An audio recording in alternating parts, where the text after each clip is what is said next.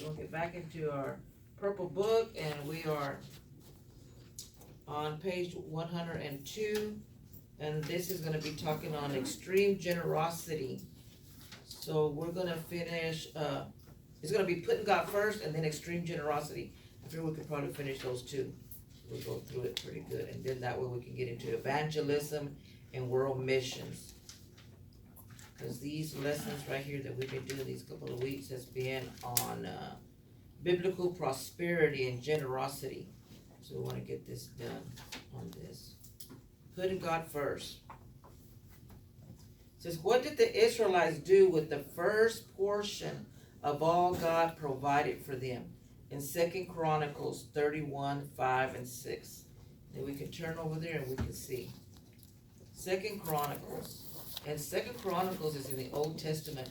So it shows us that even from back then in the days it begun, where we give to God what belongs to Him. 2 Chronicles 31, 5, 6. 2 Chronicles what? 31. Chapter 31, verse 5 and 6. And the question is, what did the Israelites do with the first portion of all God provided for them? Back then in the days, too, they would fight battles and everything, and God would tell them that they could keep, everything that they were able to come across. But from there, they would even give unto the Lord. But their first fruits was always like whatever they grew, whatever foods that they had, they would always give the first unto the Lord. From there, the 10th of the first unto the Lord. And let's look at here in 2 Chronicles 31, verse 5 and 6. And it reads, as soon as the order went out, the Israelites generously gave the first fruits of their grain. In other words, saying, before they even took any for them in their home, they gave the first fruits. They gave the first of it, of their grain, which would help them to cook meals and everything, right? And also from their new wine, they would give there before they even took any for themselves. Oil as well for cooking, and honey and all that the fields produced. Everything in their crops they gave first to the Lord. Before, and it was to God, before they even took some in for themselves. They brought a great amount, a tithe of everything. It was 10% of everything. Verse 6, the men of Israel and Judah who lived in the towns of Judah also brought a tithe of their herds. Can you imagine? Even the animals.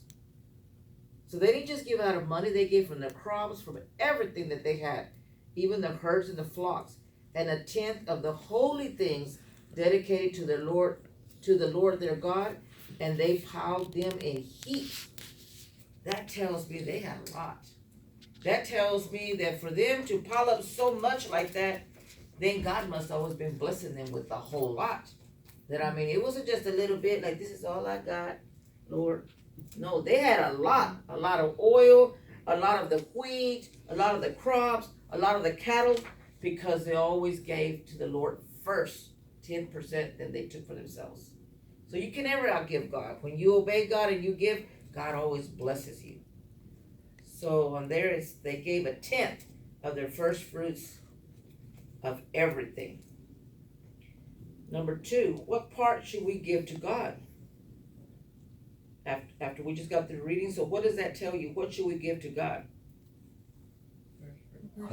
The first fruits, right? The first fruits. That's in Proverbs 3:9. It says the first produce of your entire harvest. In other words, of everything that you receive, God will give you blessings if you give. Let's put it this way. Say you have a job and you give 10% for the job. Say other people even give it to you. Say you might even have an extra job.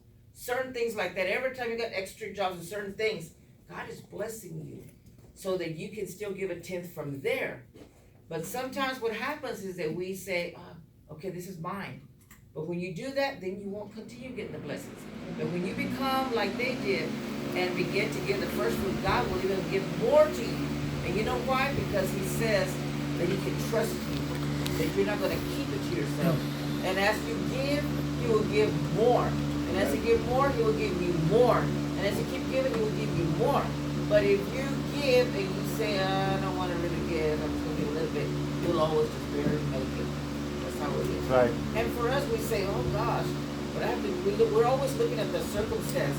Oh, but I got to do all this and all this and that. God is saying, don't look at that. Trust me and be faithful to me, to God, the Creator. He says, no, watch out, I got your back. I'll take care of you. Number 3, he says, what happens as a result of giving the first part of God? Let's look at Proverbs 3:10. Proverbs 3:10, go back to the right after Chronicles and go to Proverbs 3:10.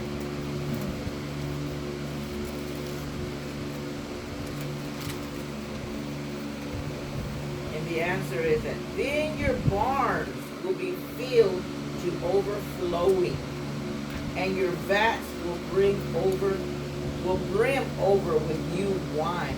It's saying, and he was talking like this because back then it was about crops and it was about wine. But right now he's saying whatever that you give, say that you're giving money, because you're not giving food, right? But when you give him money, then he says that you will get so much overflowing. You know, like we read the other time about pressed down, shaken together, overflowing. You know, you will receive. That's what he's talking about. Don't you have to push the pressure? Oh, no, I was just gonna. Oh, okay. So it is, your barns will be completely filled. In other words, you will always have. You will always have in your pantry. You will always have money in your pocket. You will always have for everything because you're always being obedient when you give it. In Leviticus 27:30 and 32, somebody wants to look for that. It says, should we give a tithe of everything or of only our net pay? It's asking, should you give from before taxes or after taxes? That's what it's asking you here. It says on the first part or the leftover. In other words, do you do it from the big amount that you made or from after they took all the taxes out and you got that net, do you give from that one? It says before, after taxes and other expenses. Somebody has Leviticus chapter 27, verse 30 and 32. 30 and 32. Leviticus, back over here, After Exodus. yeah, Exodus, Leviticus 27. 30 and 32. It says, thus all the tithe of the land, of the seed, of the land, or of the fruit of the tree is the Lord's. It's holy to the Lord. For every 10th part of herd or flock, whatever passes under the rod, the 10th one shall be holy to the Lord. So we're not saying it, the Lord is saying it. I got to live The Lord is saying it. Isn't that? I live. It says God is clear about how He expects us to honor Him in the area of our finances. We are to give Him a tithe, 10% of what a produce or earn. We can never outgive God. The Lord gave us everything we have, and He wants us to acknowledge Him as the source of all our blessings. So he's just asking here for a 10th. There are some churches, big churches, and a lot of these people, they may do the 10th, I don't know, but they also wind up going and saying things that's not there in the Bible. Sometimes they'll say, who has $500? Going to give today. The Lord's telling me there's 10 people that are going to give $500. You know, we've been one time at Robert Tilton's church. Yeah. First time we went to that church, big old church, and we were like, they didn't even go there. They were like, I have 5 people that are going to give $1,000. The Lord said, come on, step up here quickly, quickly, quickly. God is calling you. $1,000, come up here. And then they would go down a little bit, right? And then they wouldn't even acknowledge the people that were giving, you know, what the Lord told them to give, right? And that's not in the Bible. It does not say right there, give 1,000, give 500. He says a 10, a dime. The Lord is saying a dime of every dollar. A dime of every dollar. That's what the Lord says is biblical. All the time that we do that we're going to do the offering and the tithes, that's why we speak about it, about the tenth. Because the Lord is saying 10 cents out of every dollar you make. He says that's what the tithe is. So that means before they take away, if you made $500, but they wound up giving you $400 after taxes and everything, what do you give? Do you give for the $500 or do you give for the $400? It's a $500. So you know that you made $500 before they took away everywhere. So that's $50. You have $450 that you keep that went for later on for taxes and Social Security and all that. It's going to help you later on. But you only gave $50. That's the tithe. $50 of $500 and you kept $450. Sometimes we don't even want to do that. You know, but God is saying, trust me. Yes. I'm giving you the bigger portion. Right. Not only am I giving you the bigger portion, he says, I'm blessing you with more days of work. I'm blessing you with good health. I'm providing you for you to eat, for you to have clothing, for you to be able to give to others. So the Lord is saying here, of everything that you get before they take your taxes out, that's the 10th.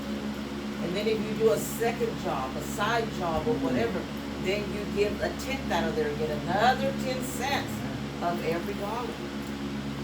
When we look at the big old bunch, you know, of money, we're like, oh, I don't want to give it. But think about it. It's 10 cents of the dollar. God is saying, he's saying, don't look at it as a lot of bunch of money that you're giving. Look at it as 10 cents of every dollar. Because what happens is God is testing or allowing you to be tested. He wants to see, will you be faithful with a little bit so that you can be blessed with a whole lot more?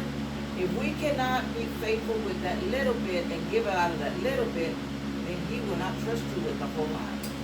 But we want the blessings of God, right? We want all this money for everything and extra and all that. And God's saying, well, be faithful with the little. That's because he always brings up about that woman that gave a little bit. But to the people all around that gave hundreds and everything, she had just a little bit. And they thought, well, she ain't nothing. She just gave a little bit. But you know what? He says she gave more because she gave all she had. In other words, if she only had a little bit, do you think she wanted to give it away? That was for her food. If she didn't give that, if she gave that, what was she going to eat? But she trusted God. And she says, I don't have what they have. If I did, I would have gave it all. But this is my all. I don't even know if I'm going to eat or not, but I'm going to trust you, God, and give you this. And that's why Jesus said she gave more than everybody. Amen. Because a lot of people had hundreds and thousands, and a little bit was nothing to them. They really weren't even tithing. They were just giving most of money. You see some people that make a lot of thousands of dollars, and you look at them and you feel bad sometimes because they come in there and they throw $100 bill or they'll throw a $50 bill and you feel bad because you just look at that and you say, man, I wish I could give that much money. Or, you know, you may be a single person or you may be a widow, whatever you want to throw that $50 in there because you're not used to throwing that. You're used to putting $1 or $5 or whatever. But let me tell you, a lot of those people that put that in there, they make more than that. They're not getting the 10%. They get thousands, $2,000, $3,000, $4,000 a week. But to them, they figure it's a big bill and they throw it in there and look really good. But God knows. God knows if they're really giving it or not out of their heart, right? So this is for us to know so that God can bless us. So it says every 10th of everything on the first part, which means before taxes is the 10th. That's your answer for 4. Number 5, why did Malachi tell God's people that they were under a curse? Somebody want to go to Malachi 3:9. This is the one scripture that we read a lot of times. And read that and give you the answer. Why did Malachi, that's the last book of the Old Testament, why did Malachi tell God's people that they were under a curse? Before Matthew, before the book of Matthew, the last book. You are under a curse, the whole nation of you, because you are robbing me. Yes. Because they are robbing, right? They are robbing. They are robbing the Lord. They want the money, they have this and that, but they don't want to give it, or they will give it sometime, or when they feel they make a lot of money, then they give it, but they're not giving the tenth. So it's supposed to be the tenth all the time, right? So we need to get that, because otherwise it says, then that's why you don't have money in your pocket. If you're not giving the 10% to the Lord, it says you're robbing and you're under curse. In other words, if you don't have enough, if your money's not stretching, it's like a hole in your pocket. You got money in there, but it's like a hole in your pocket. Every time you're needing something, you don't got it. You don't have food. You don't have enough food. You run out of food. You run out of this. You run out of that. Because it's like a hole in your pocket. So that's why he says that it's like a curse. You've been cursed because you're robbing God when you don't tithe. And I know all of y'all tithe here. Praise the Lord for each one of y'all. We love y'all. You're faithful. But we're just teaching the lesson so that you will know if anybody ever asks you. And because a lot of people in different churches, they'll say, well, don't go to that church, all they want is money. It's biblical. When they tell you stuff like that, you tell them, it's biblical. It's biblical. This is to God. It's not to man. Whatever happens, happens, but I'm obeying God. I'm giving it to God, and God is blessing my house because of my obedience. Whatever goes on over here, those churches or whatever they do, that's them. But I am obeying you, God. And because I'm obeying you, you're faithful, because I'm being faithful to you, and I know that I'm never going to be out of nothing. God will provide for you. Amen. Now, number 6. It says, how do people rob God? By not giving. Right? By not giving their 10th or offering contributions. Their 10th is the 10th, which is a tithe, is 10 cents out of the dollar, but then offering is something that is in your heart that you want to give. It's like say Sally and Albert. Thank you, Sally. We've been forgetting to say it. Like you telling Moses, man, I forgot to mention it again. But like Sally and Albert, as their offering, they even gave this picture. Look at this beautiful picture up here of all the names of the Lord. Now that was in their heart. Impressed in their heart and say, you know what, I want to add this to the church. And that cost them money, and they put it up there. And we have things, that people give because that's an offering. They gave something separate. It can be money, it could be things. They gave something separate what was in their heart. They wanted to give it to the Lord. And so that's your offerings. We give money, but sometimes you say, I want to do something for the church. I want to do this. And they're contributing by giving what is in their heart. Number 7, so thank you so much, Albert and Sally, for that. It's beautiful. Thank you. So number 7, it says, how did God tell them to test him? In Malachi 3:10, the same book, Malachi 3:10. How did God tell them to test him? Who wants to read 3:10? Can you read 10 again, Sally? Is it can opener?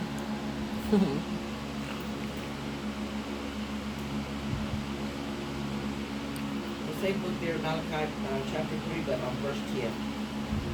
Bring the whole tithes into the storehouse, that there may be food in my house. Test me in this, said the Lord Almighty, and see if I will not go open the floodgates of heaven and pour out so much blessings that you will not have room enough for it. That's right. You won't have room enough for it. Everybody wants that. Everybody wants to say that, oh my gosh, I'm so blessed that I don't even know what to do with all this. I got to give it out. I got to just hand it out to people and say, here, take it off my hands because I just got so much, That's how God is. Whether it be clothes, God may bless you with clothes, God may bless you with friends, God may bless you with food, God may bless you with money, whatever it may be, you will just have and have and have and have. I remember I told my sister Nora that one time. She was like, girl, I don't know what to do with all this stuff. And I said, girl, like the word of God says, when you keep on giving and you're generous, I say, you will have so much. You remember? But you remember that you will know what to do with it. And she gets to that point where she don't know what to do with it because of a generous heart of giving. Not if you have, oh, well, because you have, I'm not gonna give you. No, because it's in their heart to give. Because they wanna give. Because you wanna have. The person may tell, oh, but I already got 2 or 3. Doesn't matter. I wanna give this to you. You know? And that's generous when you say, but I wanna give it to you. Whatever it may be. And having a generous heart. It says that God will just pour out so many blessings on you that you won't know what in the world to do with it. Okay, right there, we read 10, but then we're going to read 11 and 12. It says, what did God promise to do if his people will give him the whole tithe? 11 and 12.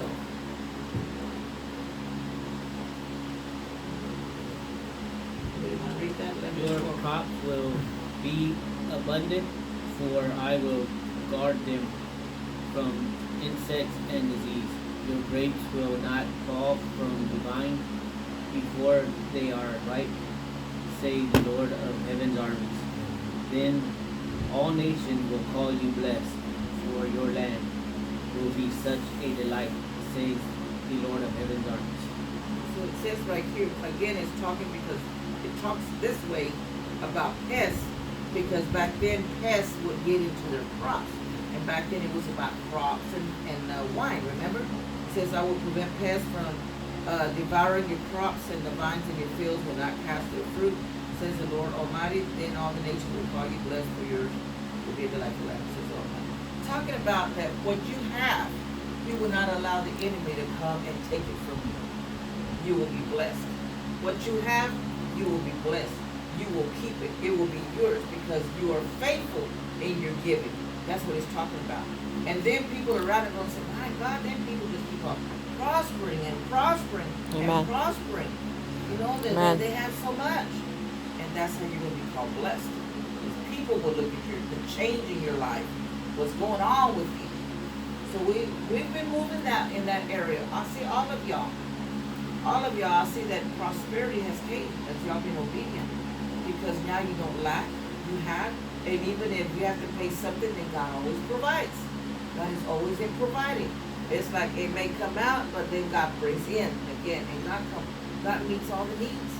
So, God's already shown y'all how he's at work in your lives. It says, and I will rebuke the devourer, all the nations will call you blessed. Let's get down here to lesson 4. And now we're going to go into the book of Luke. Luke 21, 1-4.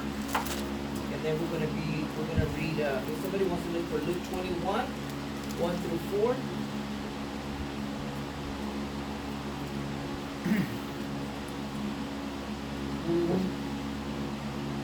Luke 21, verse 1-4. It says, according to Jesus, who gave the most? Remember I mentioned it a while ago about the widow. Luke 21, 1-4. As he looked up, Jesus saw the rich putting their gifts into the temple treasury. He also saw a poor widow put in 2 very small copper coins. I tell you the truth, he says, this poor widow has put in more than all the others. All these people gave their gifts out of their wealth, but she, out of her poverty, put in all she had to live on. So it was a widow, right? It was a widow. It says, Luke 21, 1-4 introduces the idea of extreme generosity. It says sacrificial giving. She was given it as a sacrifice. I mean, it had been a sacrifice because she needed it, right? So it was a sacrificial giving. It says Jesus is standing in the Jewish temple when a poor widow comes and gives 2 copper coins. Not much, but apparently all she had. And Jesus' reaction, he is just like, look at this. He had to recognize it. He had to have the people recognize it and see, look at this little old lady. Took all that she had in that little old coin purse of hers. Didn't even know if she'd get to eat or not. But her faith was in the Lord. And as she gave, the Lord would bless her. And let me tell you, it's just like us. Sometimes you may say, but in my heart, Lord, I'm going to give the 10th because I'm supposed to. Or in my heart, Lord, I want to give a great offering today. but you know you need it for something else. But when you give it, that's when it's released unto the Lord, and from that day and from that moment, the Lord releases his power over you to be blessed even beyond what you could ever imagine. Because you gave it out of your heart. And that falls in that scripture in, I believe in the book of Ephesians, chapter 3, verse 20. You just said. Yeah. Because that's the way the Lord is. God is faithful. People may lie to you, but Jesus never will lie to you. He always tells us the test. Now we're going to go into 2 Corinthians, and we're going to read chapter 8, 1 through 15. So go to 2 Corinthians, chapter 8. And I'm going to read 8 through 15. So this is not Chronicles, this is Corinthians here in the New Testament. And when I was reading this, I said, I'm going all the way down to 15 because this is so very important. And this is talking about generosity and everything. It says, look at this. It says, and now, brothers, we want you to know about the grace that God has given the Macedonian church. Because this was a church that helped Paul, the Macedonian church. Out of the most severe trial. In other words, they were going through hard times. Very hard times. Still, they knew the way God would move in such an overflow if they were obedient and given. It says, out of the most severe trial, their overflowing joy and their extreme poverty. Extreme poverty is more than being poor. It's really, really getting down to the nitty-gritty where they really didn't have. Okay? But it says, welled up in rich generosity. And I can imagine, and I was meditating on this, and I said, Lord, it's like when you want to give out of your heart, you ain't got money, you ain't got much, but you don't want to be left out, and you want to give. And it's like going into your house and looking and seeing, wait a minute, there's got to be something I want to give, because I'm not going to be left out of this. I want to give. I don't want to just say that I don't have and I can't. I want to find something. That's how these people were. They were so poor that they looked all around through all their poorness, and it says that they welled up in rich generosity. They wanted to give with all their heart, and they did. It says, for I testify that they gave as much as they were able. Maybe it wasn't expensive, but they gave as much as they were able. They kept on going in their little house and pulling out everything that they could. It says, as they were able, and even beyond their ability. Even what they couldn't even do. Can you imagine? Entirely on their own. Nobody had to threaten them. On their own, this came out of their hearts. They urgently pleaded with us for the privilege of sharing in this service to the saints. They were like, no, don't stop me. I want to give this. Because they knew the key to receiving, to being blessed. And they did not, the privilege of sharing in this service to the saints, and they did not do as we expected, but they gave themselves first to the Lord and then to us in keeping with God's will. Regardless, they still gave to God and said, I'm still going to give to these people. So we urge you, Titus, since he had earlier made a beginning, to bring also to completion this act of grace on your part. Think about it. It was an act of grace. It was like, maybe you don't deserve it or whatever, but I'm going to give it to you because I want to give it to you. I want to be a giver. Number 7. But just as you excel in everything, just as you begin to have more, it says in faith, in speech, in knowledge, in complete earnest, and in your love for us, see that you also excel in this grace of giving. He's saying right here that even as your grace, even as your faith grows, even as you have so much to share, even if you know very much of knowledge, it says, grow in grace. In other words, don't say, well, because they already got money, I don't need to give them nothing. Or, I don't know the people, I'm not going to give them nothing. He says, have grace. In other words, give because you want to give out of your heart. Number 8, I am not commanding you, but I want to test the sincerity of your love by comparing it with the earnestness of others. Think about others. For you know the grace of our Lord Jesus Christ, that though he was rich, though he was in heaven and he owned everything, it said, yet for your sake and my sake, he became poor, so that you through his poverty might become rich. Amen. He left everything in heaven to prove a point, so that you could confide and trust in him, so that you could have too. That's right. And in 10 it says, and here is my advice about what is best for you in this matter. Last year you were the first not only to give, but also to have the desire to do so. They had a desire to do it without anybody telling them or making them. Now finish the work so that you eagerly, willingly to do it may be matched by your completion of it according to your means. For if the willingness is there, the gift is acceptable according to what one has, not according to what he does not have, but because you have it in your heart here to want to give. Our desire is not that others might be relieved while you are hard pressed, but that there might be equality. At the present time, your plenty will supply what they need, so that in turn their plenty will supply what you need. As you give to them, then God will meet your needs. That's what he's saying. Then there will be equality, as it is written, he who gathered much did not have too much, and he who gathered little did not have too little. But we're still blessed and prosperous. And that's what God is saying. You may have a little bit, and you may think, well, this is all I got.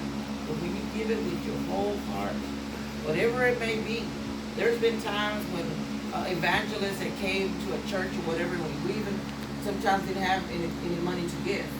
And we've given some of our rings because we didn't want to be left out with giving at that time, and we did that. Nobody told us to do it or whatever, you know, but we didn't want to be empty-handed, and we gave. And sometimes some of the little rings were valuable to me. They meant something to me. But at that time I said, Lord, I have nothing. I have nothing, and I'm in need. And I don't want to be left out that, how can I not have nothing? And I look at my hand and I have this. And so I said, I will not hang on to this, but I want to give you something, Lord. And I did, and God will provide with me, and he'll give me even more. So it's that God wants you to give out of your whole heart. That's generosity, is to give out of your whole heart. Obedience and even go beyond like they did. So I had to read that whole thing, and I was like, wow, look at this. Nobody even forced them. Nobody even made them. But they gave because they wanted to give. So it says Paul bragged about the generosity of the Macedonian believers. It says because they gave richly, they gave generously, and their giving was even through their worst trial. Here's a Macedonian formula for generosity. It says severe trials, extreme poverty. They were going through severe trials, things in their life. Maybe they have work. Maybe they didn't know how much crops were going to grow. Who knows? But they were going through severe trials, extreme poverty. They were so poor. But they had an overflowing joy in them to give. That then the Lord said, you thought you didn't have nothing. Look at all that you pulled out. You were really rich. Many times we say we don't have anything, that all the rich people are getting richer and we don't have nothing. You know what? We are rich. Because in other countries, and even here, not only in other countries, because you'll find out through some schools on Thanksgiving, Christmas, some of those kids don't even have beds. Even here in Irving and in where we live, Dallas, wherever it may be, there's some single parents that have kids and they don't have the things that we have. They probably have a little bit of food that's only going to last them a couple of days and they don't know what else they're going to eat. We have so much stuff. We are so rich. We have so much stuff in our closet, ladies. I'm sure we do. I know I do. See, that's what I'm saying. We're rich. We probably have cans and all kinds of stuff in our pantry that we don't even eat or use. We're rich. We have so much clothes, so much stuff. We're rich. And there's people out there that they don't even know what they're going to eat. They don't even know what they're going to wear. So we are rich. confused. We are. It says, how much did the Macedonians Maybe try- give? They gave generously in number 3. Some people spend all they can afford to spend. They're the ones who are always broke. Others spend less than they're able to spend. They're the ones who are constantly saving their money. Then there is that category of people who actually spend more than they have. They're the ones who are enslaved in debt. So we see that they're enslaved, right? On the flip side, it says some people give less than they are able to give. In other words, they could give more, but they give less. According to the Bible, they're robbing God. Others give what they're able, and this is called obedience.